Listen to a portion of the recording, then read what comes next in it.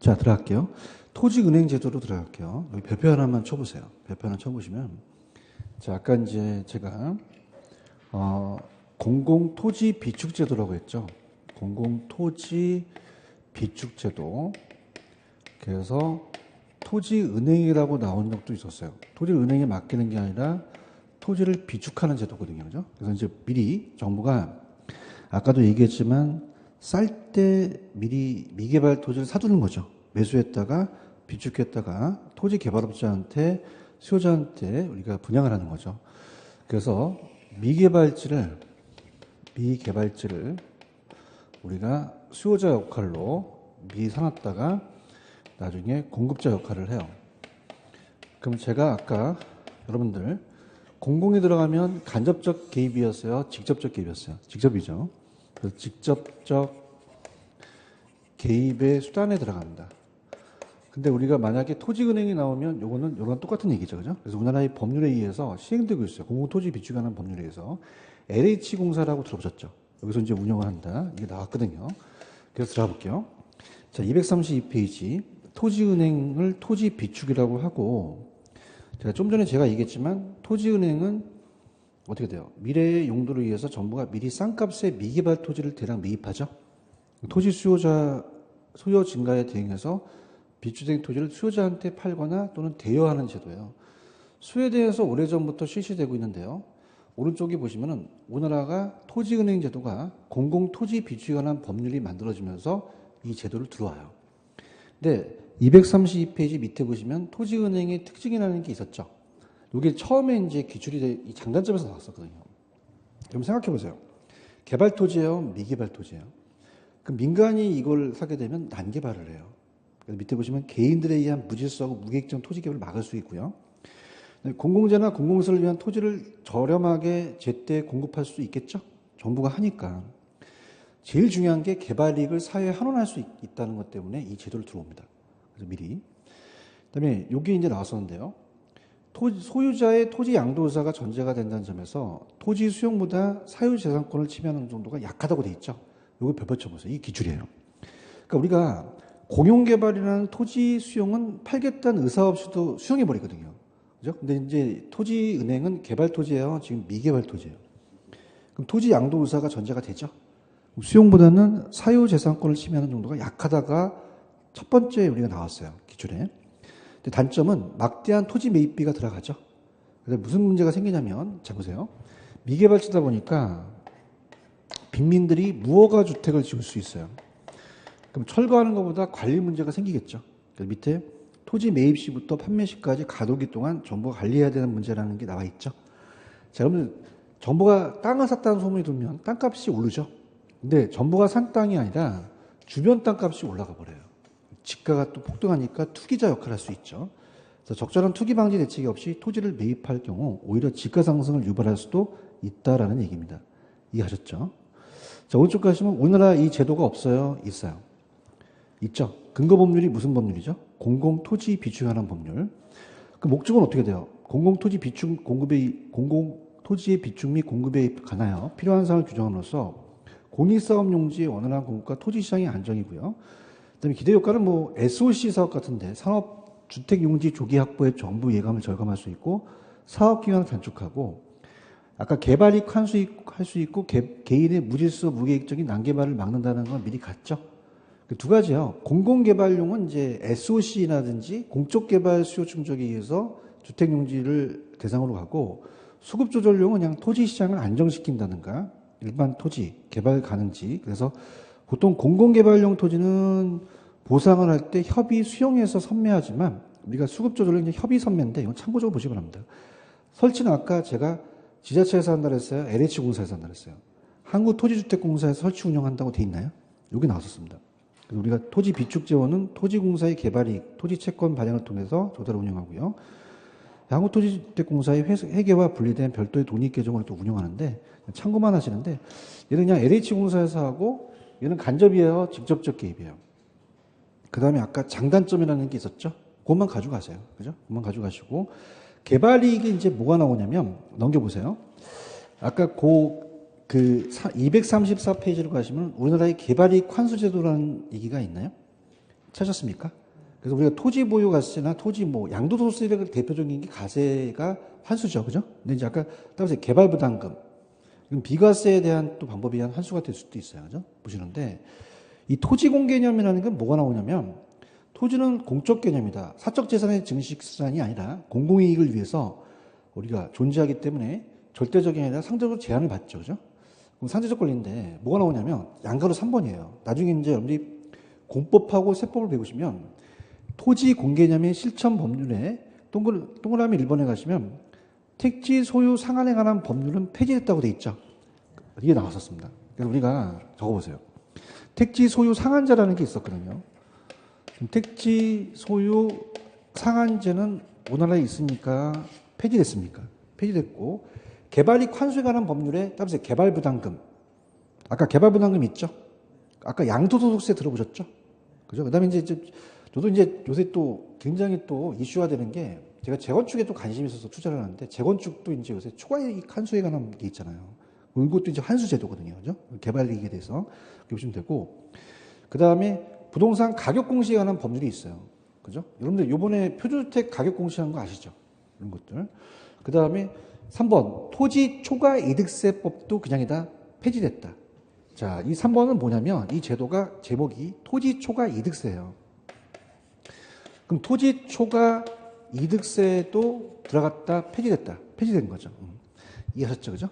그래서 왜 여러분들이 그 지금 낸 게 여기 그 재건축 단지들을 보면은 재건축을 하게 되면 그냥입니까? 개발이익이 나옵니까? 그죠? 그거에 대한 초과이익 환수제를 해서 우리가 또 냈잖아요. 그런데 그걸 이제 받아들이냐 안 받아들이냐가 문제가잖아요. 그죠? 그래서 이제 그게 이제 또 나쁘다 싶으면 또 아니다 싶으면 또 폐지될 수도 있거든요. 그죠? 근데 이제 그거는 아직 있으니까 나중에 제가 지금 토지공개념에 있는 법들을 쫙 한번 나열을 시켜볼게요. 근데 중요한 것은 1번과 3번은 지금 있다, 폐지됐다. 이게 작년에 나왔었어요. 그죠? 이게 이제 중요합니다. 체크하셨죠? 그러니까 개발이익 환수제도가 좋은 제도예요. 그죠? 왜냐하면 환수를 해서 있는 사람한테 걷어서 없는 사람을 나눠주잖아요. 근데 재건축은 이제 또 그 불이익을 받는 사람들도 있을 거 아니에요. 그렇죠? 그래서 이런 것들은 이제 의사결정에 대한 거는 제가 말을 못하고 그건 이제 어떻습니까? 개인마다 틀리니까 실천 법률이 지금 있느냐 없느냐가 중요하거든요. 그죠? 요게 이제 우리가 중요합니다. 제일 중요한 게 그냥입니까? 요새 양도소득세입니까? 양도소득세죠. 이게 이제 개발이익 환수에 들어가거든요. 그죠? 근데 과세가 될 수 있지만 개발부담금은 비과세에 대한 거거든요. 그죠? 그죠? 가세가 아니라 세금이 아니잖아요. 그죠? 이렇게 들어가니까 그렇게 보시면서 보시고요. 넘겨볼게요. 넘기시면은 자, 이제 주택정책으로 갈게요. 주택정책은 이제 찍어드리면 아예 239페이지로 갑니다. 239. 239 찾으셨습니까? 자, 그래서 이제 제가 저녁반을 이제 강의를 맡았는데 일단은 제가 말씀드리지만 책임지고 나올 때만 해드리도록 할게요. 무슨 얘기인지 아시죠? 그러니까 동영상 들으신 분들도 만약에 저를 믿을 거 아니에요. 그럼 나올 때만 해줄 테니까 그냥 나오는 부분만 가세요. 그죠? 여러분이 지금 학문하러 오셨어요? 자격증 따러 오셨어요? 지금 내용이 남아있는 게 다 그 학문적인 접근이거든요. 그죠? 근데 이제 임대료 규제 정책가 임대주택 정책이라는 임대료 규제 정책이 있나요? 요거 별표 3개 치시기 바랍니다. 3개짜리예요. 몇 개짜리다? 3개짜.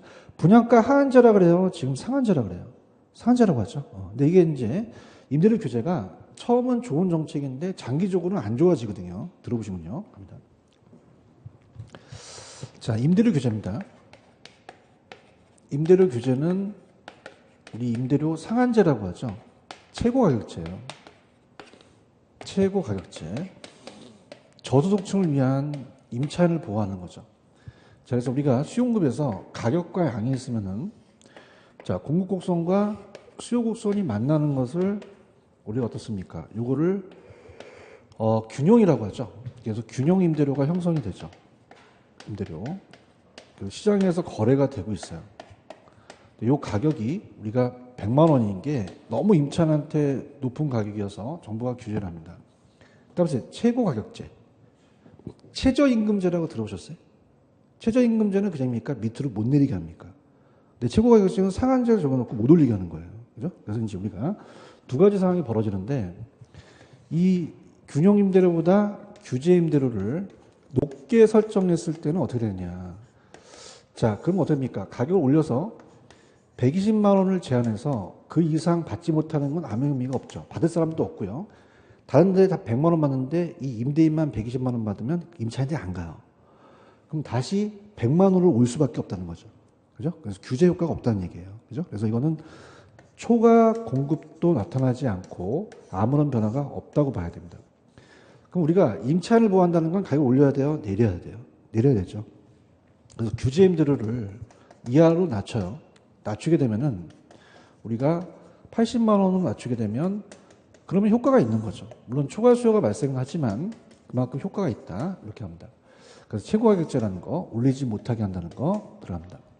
근데 우리가 단기하고 장기가 좀 틀려요. 단기는 좀 짧고 장기가 좀 기는데 자 일단 여기까지만 보고 갈게요. 펜 들어보세요. 자 임대료 규제는 의 기업법입니다. 최저예요. 최고 임대료 규제예요. 균형 임대료보다 낮은 수준으로 최고 임대료를 설정합니다. 그 이하로 거래되는 것을 자유지만 그 임대료 이상으로 거래되는 것을 막는 거죠. 그럼 이거는 임대인 보호입니까? 임차인을 보호합니까? 임차인, 소비자 보호죠. 자, 니은번 별표. 만약에 정부에서 규제하는 임대료의 한도가 시장에서 결정되는 규정보다 높다라고 하는 게 있죠. 찾았습니까? 자, 그럼 높게 하게 되면요. 120만 원 받으면 임차인들이 절로 안 가요. 그죠? 시장 상황이. 그럼 얘는 다시 또 균형으로 오니까 시장의 주택가치와 공급량은 아무런 영향이 미친다, 미치지 않는다. 미치지 않는다. 넘겨보세요. 그럼 우리가 낮췄을 때에 대한 문제인데 그 효과라는 단어가 있죠. 찾으셨습니까? 그 효과라는 단어가 이제 단기와 장기를 좀 구분해야 돼요. 단기와 장기를 제가 구분해서 이제 말씀을 드릴 텐데요. 들어갑니다. 자, 단기는 제가 비탄력, 장기는 탄력적이라고 했죠. 단기는 비탄력적입니다. 그래서 공급에 대해서 가격에 대해서 수요자들, 공급자들이 비탄력적이에요. 가격에 대해서. 자, 그럼 우리가 단기라는 것은 기간을 짧게 줘요. 그럼 우리가 공급 곡선이 이렇게 있고요. 자, 수요가 있다면 균형을 형성하죠. 아까 100만 원에서 80만 원을 규제할 효과가 나타나는데 초과 수요가 벌어져요. 그럼 15개의 수요가 있고 10개에 대한 균형이 있다면 더 사고자 싶은 초과 수요가 더 늘어난다는 거죠. 근데 자, 그럼 여러분 생각해 보세요. 임대료를 규제하잖아요. 그럼 얘네들이 공급을 할까요? 공급을 줄일까요? 줄이고 다른 걸로 전환시키죠. 근데 단기는 너무 짧기 때문에 전환을 못 한다는 얘기예요. 그래서 공급을 못 줄이다 보니까 기존 이게 완전 비트럭적인 상태에서는 80만 원으로 제한을 해서 20만 원만큼 임대인은 소득이 줄어들었지만 기존 임차인한테 가서 혜택을 줍니다. 이건 아직 그 혜택을 보니까 효과가 있지만 장기로 가서는 탄력적이에요. 자, 공급이 탄력적이라서 반응을 합니다. 탄력적이어서 공급을 확 줄여버리는 거죠. 자, 그래서 아까 단기는 못 줄였는데 자, 갑니다.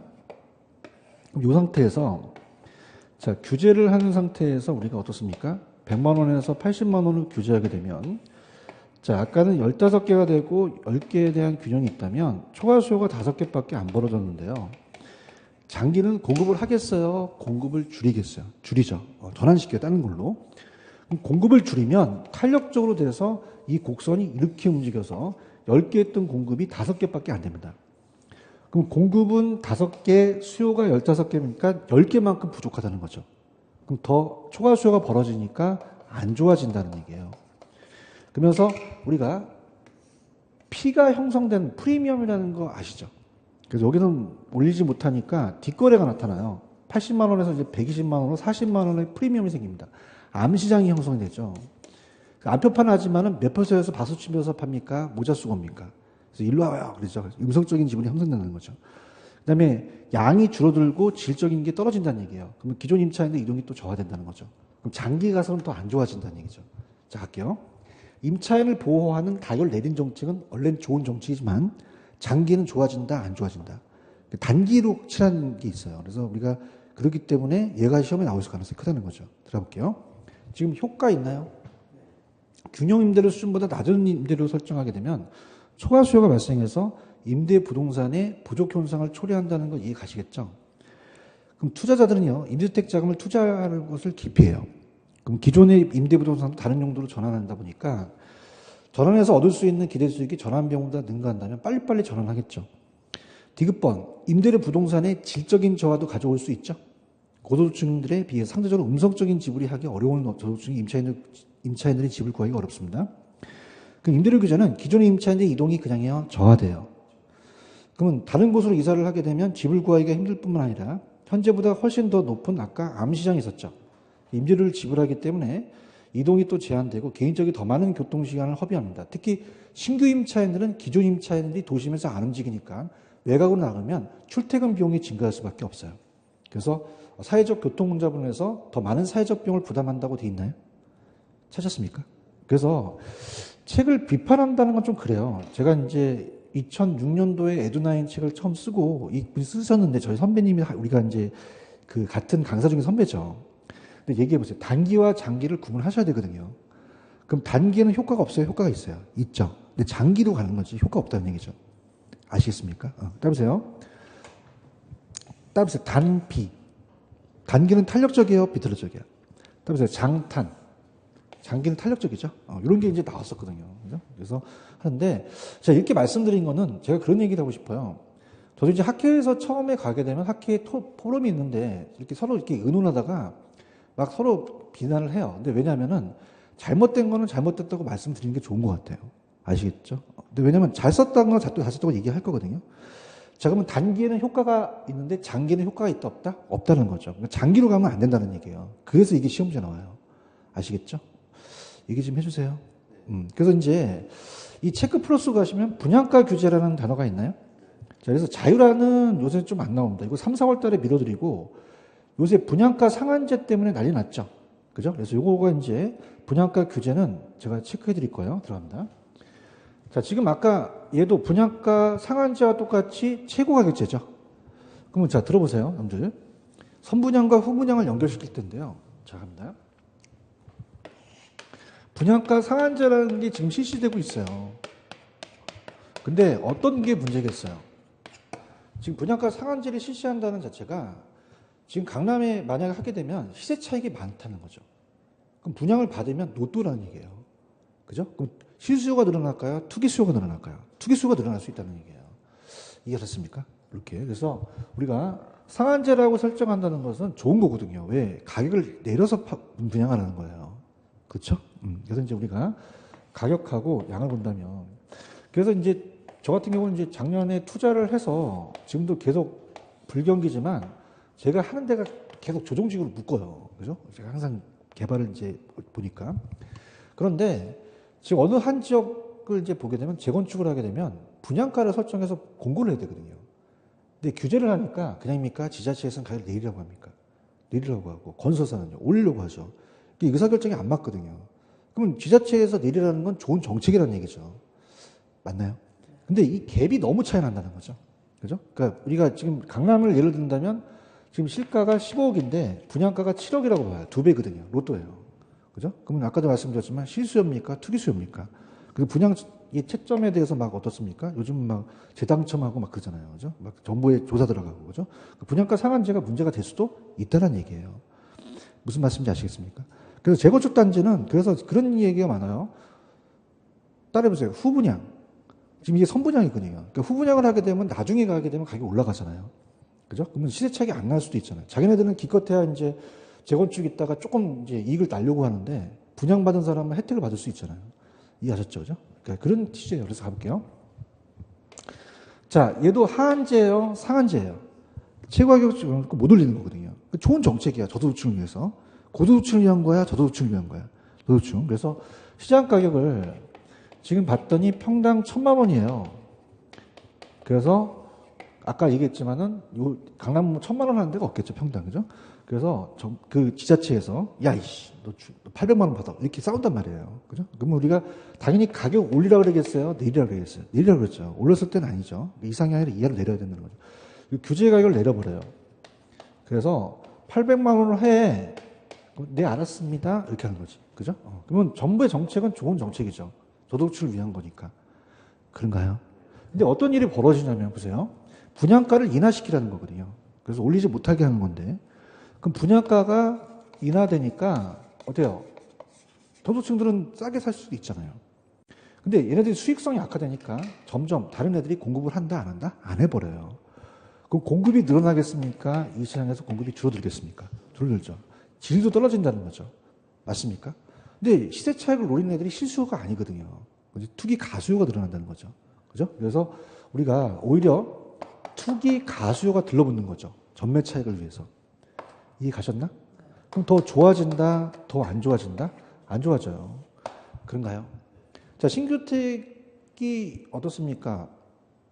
지금 물량이 안 나오다 보면 중고주택 상승하거든요. 시세 차익이 더 벌어지죠. 그렇죠? 이해 가셨어?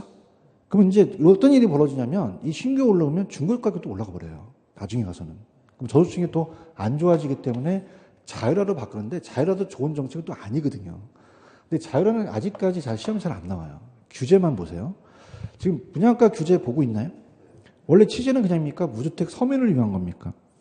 내 집 마련의 기회죠. 좋은 정책이야. 그렇죠? 상한가 규제에서. 그래서 상한가 규제고 채권 입찰제나 이런 건 요새 안 해요. 그죠? 읽어보세요. 자, 그러면 문제점이 중요하죠. 밑에 가시면 민간 주택 공급을 그냥입니까? 위축합니까? 위축해서 안 나와버리죠. 그럼 중고주택 가격이 상승해버려요. 그리고 시세 차익이 나요. 그럼 전매 차익을 내는 투기적 수요를 들러붙는 거죠. 그 오른쪽 3번. 그러면 주택 업체 간의 경쟁력 약화로 인해서 주택 산업의 전반에 걸쳐 생산성이 저하되니까 질적 수준이 떨어지는 거죠. 그렇죠? 그래서 어떻습니까? 막 요새 막 뉴스에 나오게 되면 막 지금 신축인데 막 어떻습니까? 금이 가고 막 이런 일이 벌어지고. 그럼 저소득층 내 주택난이 더 심화될 수도 있죠. 그 다음에 이제 이 분양가가 또 나중에 이제 막 시세 차익을 막 부추기면 그 주위에 있는 주택 가격도 막 올라가 버려요. 그러면 저소득층이 더 주택난이 더 심화된다는 거죠. 아시겠죠? 꼭 좋은 것만은 아니라는 얘기죠. 이해하셨죠? 그래서 자율화로 돌리는데 자율화도 나중에 또 안 좋아질 수도 있어요. 그죠? 이건 자율화는 요 규제가 잘 나오기 때문에 자율화 아직 잡지 마세요. 3, 4월에 잡아드릴게요. 아시겠죠? 3, 4월은 이걸 비교해서 잡아드릴 텐데. 근데 지금 이슈화 되는 게, 넘겨보세요. 페이지 244페이지 가시면 주택의 선분양과 후분양이라는 단어가 있습니다. 선분양, 후분양 찾으셨습니까? 별표를 쳐놓으세요. 자, 얘가 굉장히 저는 아이러니한 게 아직까지 출제가 안 됐다가 3년 전에 나왔었거든요. 왜 나왔냐면 지금 여러분들이 보시게 되면요. 이 분양가 상한제나 규제 정책이 우리나라에 들어온 지가 그렇게 오래되지는 않았어요. 그죠? 우리가 어떻습니까? 현대건설이 처음에는 빌라를 짓다가 압구정동에 아파트를 만들기 시작하죠. 7, 80년대. 음마트까지 만듭니다. 그러면서 가격을 올릴 것 같아서 규제를 해요. 그죠? 규제를 하게 되면 수익성이 악화되죠. 건설사들이 그냥입니까? 입이 튀어나옵니까? 튀어나오죠. 그래서 선분양 제도가 도입돼요. 무슨 분양? 선분양. 그 선분양 제도로 입을 막았어요. 그래서 선분양은 팔고 짓고요. 얘는 짓고 팔아요. 그래서 얘가 시험 문제 안 나왔으면 제가 안 해드리는데 나왔기 때문에 말씀드립니다. 그죠? 그래서 선분양이 되니까 지금 문제가 발생되는 게 있거든요. 자, 그럼 어떻습니까? 선분양은 팔고 지니까 그냥입니까? 모델하우스를 짓습니까? 모델하우스 있죠. 그렇죠. 그래서 모델하우스도 이것도 자리 경쟁이 심하더라고요. 그죠? 제가 이제 요새 L4 판교 있거든요. 거기 이제 양재동 가면 모델하우스 있는데 거기 이게 자리가 그렇게 좋대요. 그죠? 그래서 그런 자리에서 이제 하려고 서로 경쟁이 심한 거야. 그럼 우리가 어떻습니까? 갑이라는 24평을 팔려고 하면은 3억을 이제 하게 되면 그냥입니까? 분할 납부합니까? 계약금 내고 중도금 내고 잔금 내죠? 근데 10% 내고 중도금 내니까 분할 납부를 한단 말이에요. 그럼 우리가 이자 부담과 이런 것을 소비자가 안고 가죠. 그죠? 근데 이제 요새 굉장히 판교 L4 거기를 이제 보게 되면 중도금 대출이 안 돼요. 그죠? 판교가. 왜냐면 자체적으로 거기가 이제 투기적으로 묶였잖아요. 조정식으로. 그죠? 그럼 어떻게 현금 갖고 오라는 거죠. 그죠? 근데 보통은 그냥입니까? 중도금 대출이 됩니까? 되죠? 그 다음은 이자 부담을 얘가 안고 가죠. 근데 중간에 그냥입니까? 부도가 날 수도 있습니까? 부도 위험을 얘가 질 수가 있다는 거예요. 근데 얘는 직구파니까 건설회사가 어떻게 됩니까? 지가 은행에서 돈을 땡기죠. 그럼 이자를 공급자가 부담해요. 그죠? 그래서 이자 부담과 부도 위험을 공급자가 안고 갑니다. 근데 공급자가 형식적으로 냈지만 나중에 팔 때 전가시킬 수도 있어요. 아시겠나요? 근데 이제 어떤 게 왜 선분양이 문제니까 후분양으로 가려고 하냐면 똑같아요. 계약금 냈죠. 그죠? 그럼 여기가 호재가 닿습니다. 여기가 이제 예를 들어서 전철이 뚫린다, 스타필드가 들어선다. 그럼 그럼 그냥입니까? 프리미엄이 붙습니까? 프리미엄 붙어요. 분양권 전매 나타나거든요. 그죠? 그러다 보니까 자체적으로 투기 수요가 붙어버려요. 왜? 계약금하고 잔금 차이가 있잖아요. 맞나요? 그러면 투기 실수요가 늘어납니까? 투기 가수요가 늘어납니까? 가수요가 늘어나는 거죠. 그래서 이것을 지금 우려하는 거잖아요. 근데 후분양은 시세 차이가 안 나거든요. 투기 가수요를 줄일 수 있다는 얘기죠. 그런가요? 자, 선분양은 그냥입니까? 견본주택이 필요합니까? 그럼 견본주택에서 뿅가게 져서 계약금 때 여러분이 견본주택 뿅가는 게 아니라 잔금 입주 시점에 또 부실공사도 뿅가요. 그죠? 그래서 부실공사가 또 뿅가고. 근데 어떻습니까? 후분양을 하게 되면 견본주택이 필요해요? 필요가 없어요. 부실공사가 초래되니까 품질이 우리가 항상 되죠. 그럼 여러분들은 지금 어느 분양이 낫다고 생각합니까? 후분양이죠. 그죠? 근데 후분양이 낫는데 문제점이 발생이 돼요. 자, 일단 여기는 아까 공급자입을 막았으니까 공급자 중심이고 얘가 소비자 중심이라면 이게 시험 문제 나왔었어요. 이겁니다, 이거. 선분양은 팔고지니까 그냥입니까? 돈이 들어옵니까? 그럼 공급을 더 많이 늘릴 수 있죠. 공급 물량이 늘어나요. 이게 시험에 나왔습니다. 근데 후분양은 그냥요, 짓고 팔아요. 은행에서 돈을 땡겨야 되거든요. 돈이 건설회사 다녔지만 건설회사 도급순위가 있어요. 그래서 대형 건설사만 빌려주지 소형 건설은 안 빌려줘요. 그럼 대형 건설의 독점으로 가버립니다.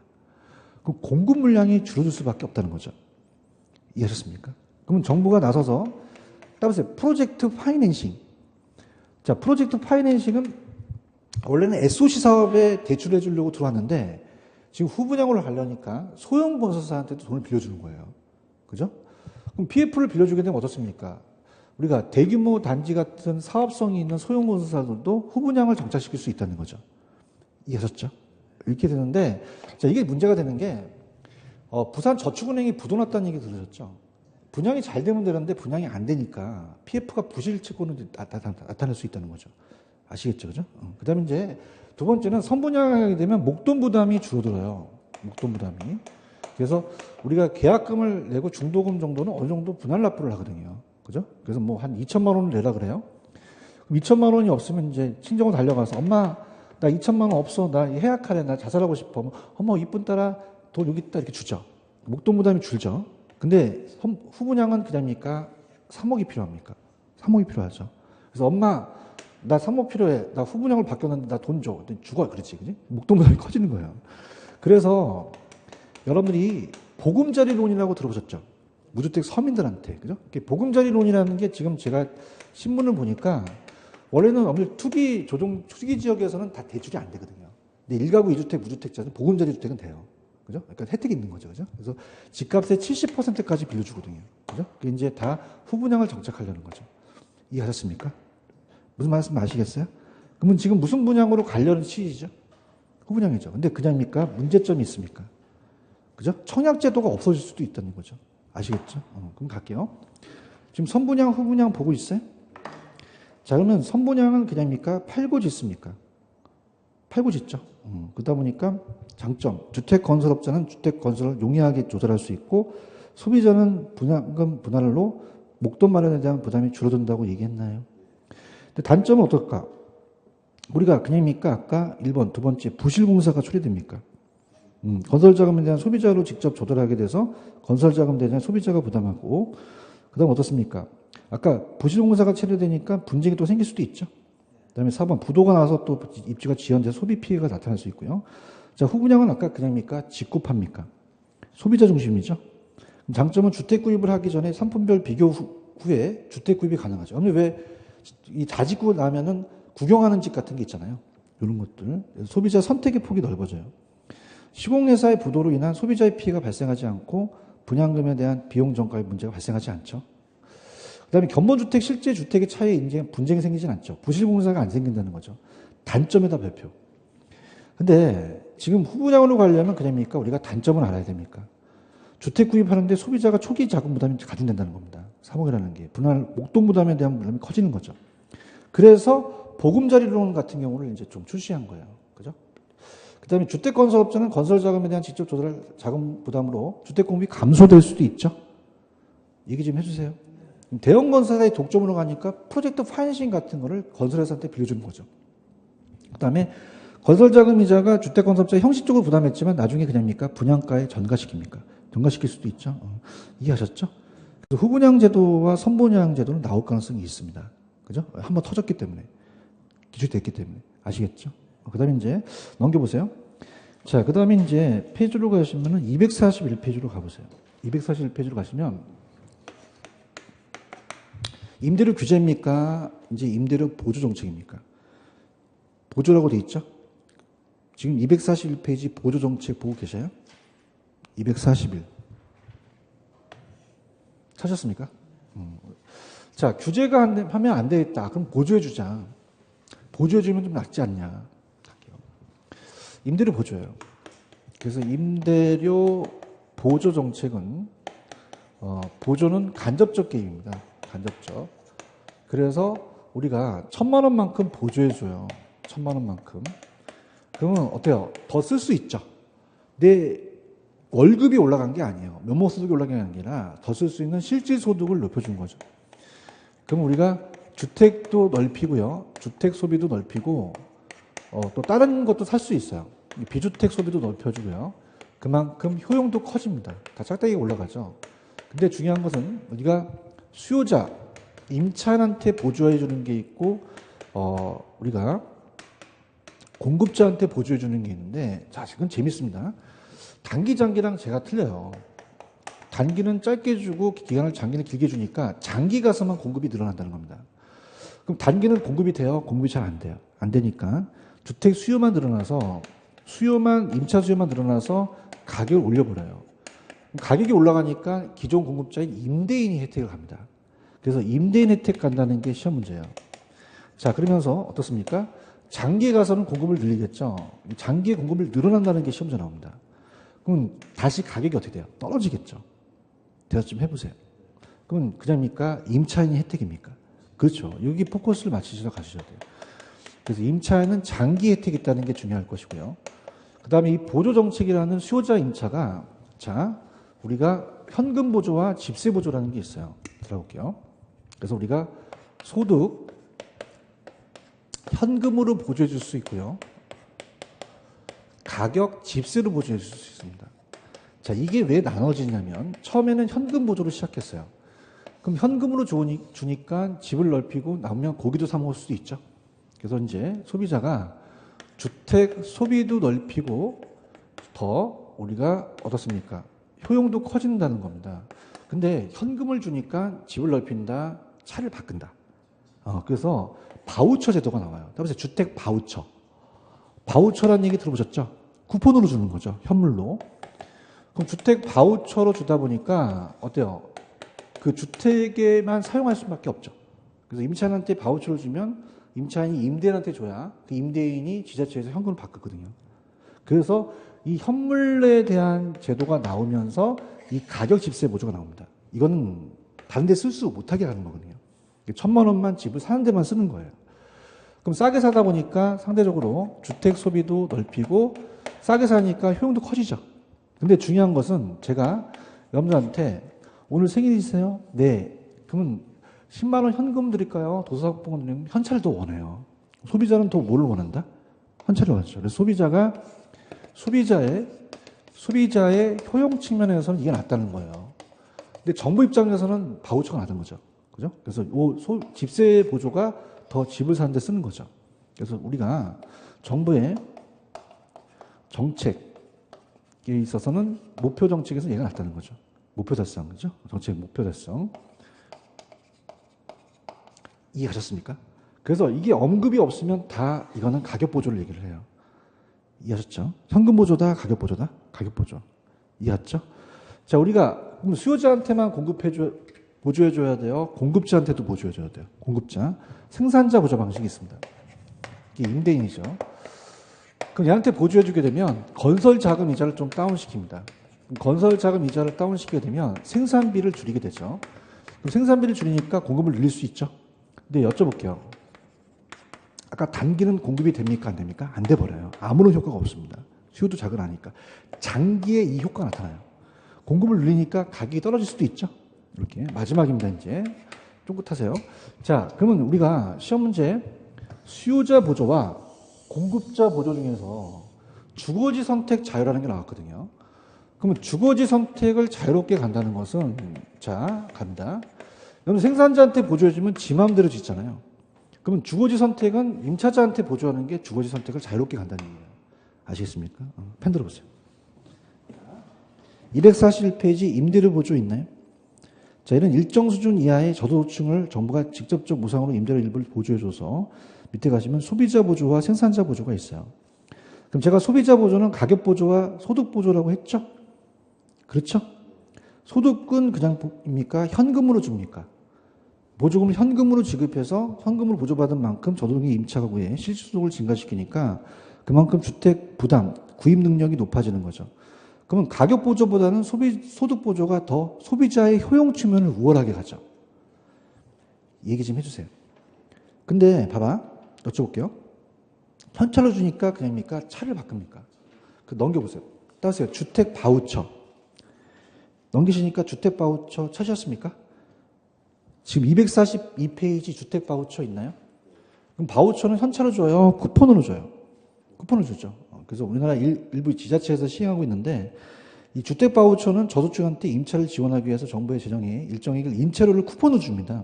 그래서 우리나라에 2014년 10월부터 국토부가 주거급여법과 국민기초생활보장법에 의해서 바우처가 운영되고 있다라고 되어 있죠? 맞나요? 자, 취지는 주택바우처 제도도 공급 확대 중심의 정책에서 수요자 중심으로 가요. 누구 중심으로 간다? 자, 보세요. 좀 전에 제가 주택바우처는 임차자, 수요자 보조라고 했죠?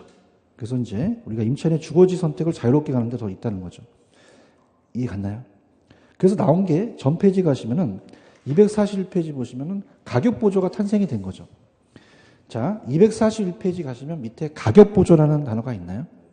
그럼 집세로 주는 겁니다. 주택을 매수할 때 보조금을 지급하는 형태로서 우리가 주택에만 살 수 있게끔 주택의 상대적 가격을 낮추기 위해서 그만큼 저렴하게 매수할 수 있게끔 해요.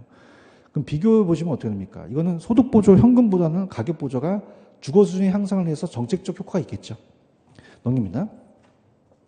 자, 넘기시면은 단기, 장기, 소비자 보조 효과의 단기, 장기에다가 별표 3개.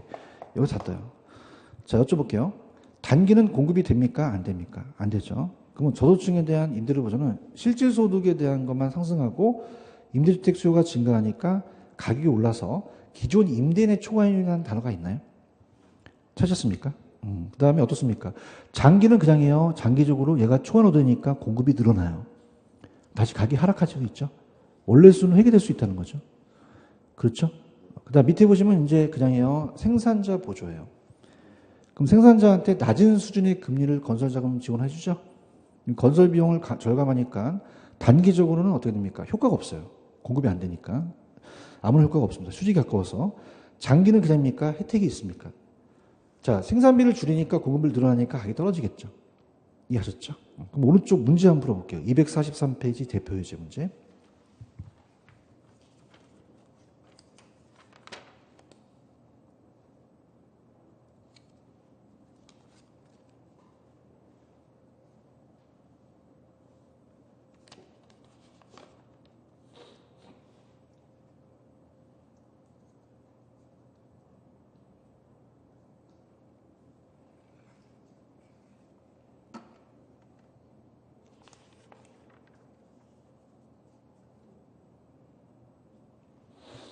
자, 틀린 거는, 자, 임대료 보조는 아까 저소득층의 실질소득을 향상해줬다는 건 맞죠?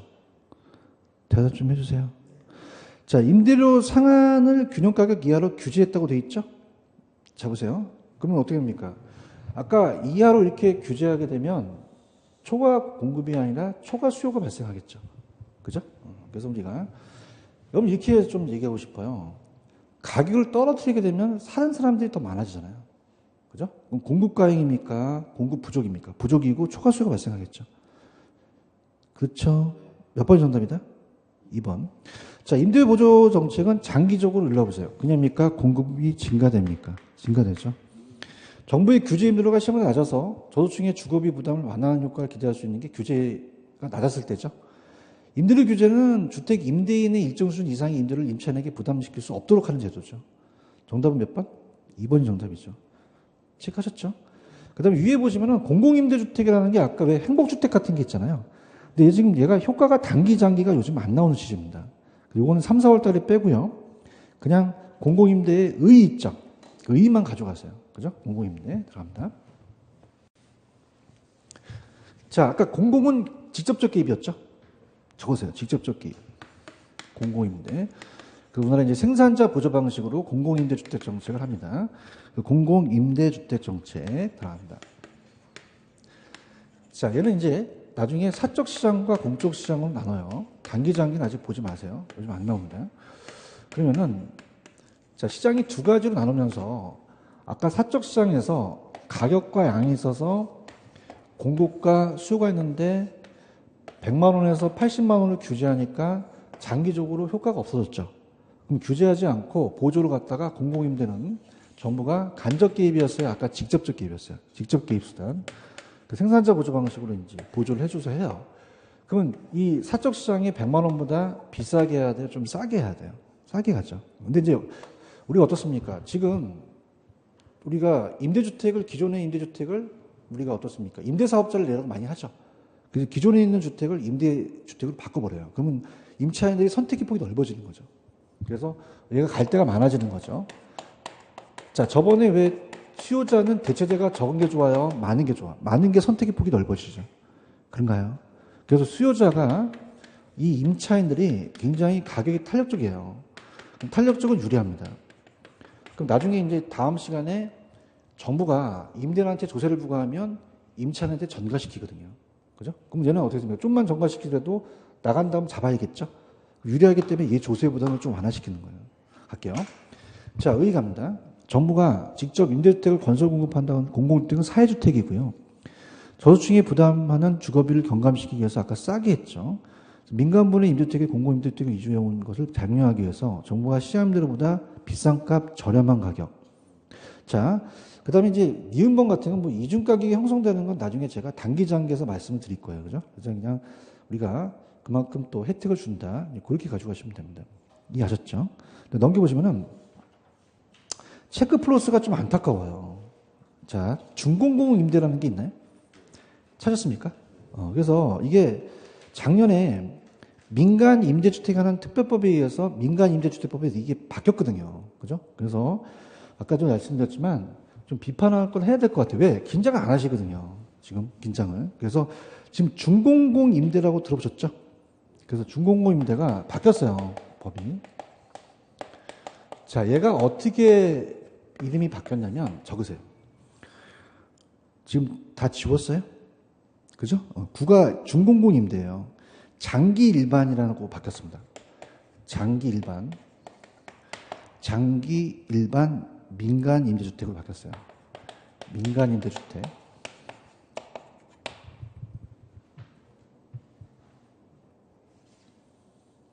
바꿔놓으셨나요? 그래서 그런 얘기 많이 들으셨죠? 작년에 이제 9.13 정책에 저도 이제 다주택자인데 임대사업자를 내는 사람들이 대출을 80%까지 받아요. 그죠? 그래서 그 제한을 해서 임대주택자들의 혜택을 많이 없앴거든요. 그죠? 그래서 지금 거기가 준공공 임대가 8년 이상 계속 임대라고 돼 있죠? 대답 좀 해주세요. 그럼 이제 그 양도세를 면제해 준다고 얘기하는 게 혜택을 막 없애주고 막 그러거든요. 그러니까 8년이라는 게 시험에 나왔습니다. 원래 10년인데 8년으로 바뀌었거든요. 그죠? 그래서 준공공 임대가 이름이 안 바뀌었다, 바뀌었다? 뭐라 그래요? 읽어봐요. 장기 일반 민간 임대주택으로 바뀌었거든요. 그런가요? 그럼 이건 정확하게 이렇게 해놔야 돼요. 제발. 그죠? 그래서 이제, 저는 이제 굉장히 우리 해커스라는 학원에서는 경쟁체였거든요. 우리 여기 1차 과목에 이제 민복 교수님이 저랑 같이 강의하는데 서로 강사들이 견제를 하는 게 좋은 거예요. 왜냐하면 이게 틀렸는지 못 틀렸는지는 얘기해야 될 거 아니에요. 아시겠죠? 고치셨나요? 8년은 안 바뀌었습니다. 근데 국민주택 규모가 85제곱미터 이하예요. 그죠? 그래서 저는 이거를 안 했어요. 이건 길어갖고. 그래서 한번 들어보시면 옛날에는 그 단기 임대인데 단기 민간 임대주택은 4년입니다. 전 4년짜리 들었거든요. 근데 이건 그냥입니까? 8년입니까? 8년이죠. 체크하셨죠? 그래서 이건 뭐 거의 그 뭐 혜택이라는 것을 이제 그 전에 이제 제가 봤을 때는 그 연도에 따라서 그 전에는 혜택을 줬는데 지금 혜택을 많이 줄여요. 그죠? 이해하셨어? 근데 장기 전세주택은 시프트라고 들어보셨죠? 그건 지금 20년 범위라는 단어가 있죠? 30년이에요? 20년이에요? 요게 30년으로 나온 적이 있었거든요. 그래서 이렇게 암기하세요. 좀 야매인데 우리가 전세 계약이 보통 몇 년이 끝나죠? 2년이죠. 그래서 20년이에요. 그래서 20년. 30년이다, 20년이다? 20년. 그렇게 얘기하세요. 아시겠습니까? 행복주택은 많이 들어보셨죠? 행복주택이 공공임대주택이에요. 그죠? 그래서 이명박 정권 때는 그린벨트를 풀어갖고 공공임대를 많이 만들었어요. 보금자리주택. 근데 우리 박근혜 정부 오면서 우리가 이제 국이 어때요? 좀 이렇게 행복주택 같은 경우는 좀 나라에서 놀리는 토지가 있죠. 그걸 이제 해서 젊은 층, 대학생이나 신혼부부, 사회초년생으로 직장과 학교나 가까운 곳에 지어지는 임차료 저렴한 도시형 아파트를 행복주택을 따라서 공공임대.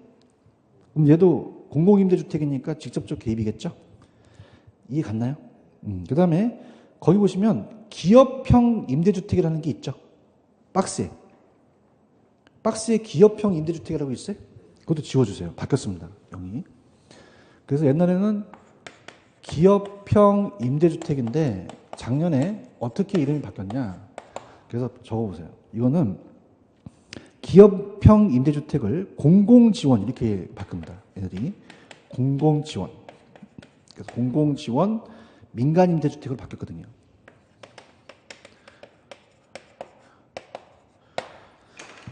공공지원 민간임대주택. 바꾸셨나요? 그래서 이제 이거는 임대사업자가 민간임대주택을 8년 이상 임대할 목적으로 취득해서 임대료 및 임차인의 자격 제한 등을 받아서 임대하는 민간임대주택을 말하거든요. 체크하셨습니까? 그래서 이렇게. 그래서 제가 이제 좀 염려때 좀 해드리는 거는 준공업 임대주택이 뭐로 바뀌었다고요? 장기 일반 민간주택. 몇 년 이상이라고요? 8년이라는 기간이 중요합니다. 찾았죠? 근데 공공이외에는 임대사업자가 전용 면적 얼마 제곱미터예요? 85제곱미터 이하. 이렇게 해서 그렇게 보시면 됩니다. 이해가셨죠? 이렇게 보시면 됩니다. 되셨나요?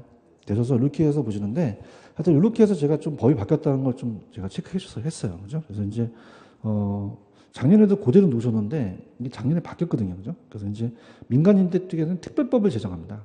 민간임대. 그래서 주택법에 있어서 바뀌었기 때문에 정확하게 바꿔 놓으셔야 돼요. 근데 장기 전세주택은 아까 몇 년 범위죠? 20년 범위라는 건 안 바뀌었거든요. 그죠? 이렇게 보고 그렇게 보시면 돼요. 그래서 우리가 요새 이 임대주택에 대한 혜택을 좀 없앴잖아요. 들어보시면 8년짜리가 있고 4년짜리가 있는데 좀 전에 봤던 건 맨 위에가 몇 년짜리다? 8년짜리입니다. 그만큼 혜택이 많아요. 그죠? 근데 이제 그 혜택을 예전에 있는 걸 좀 없앴더라고요. 많이. 그죠? 그래서 그런 것도 좀 관심을 가지시 바랍니다. 아시겠죠? 이렇게 보시고요. 그 다음에 주택의 옆에 여가가정과 불량주택의 문제라는 것은 이건 좀만 쉬었다가 갈게요. 좀만 쉬세요.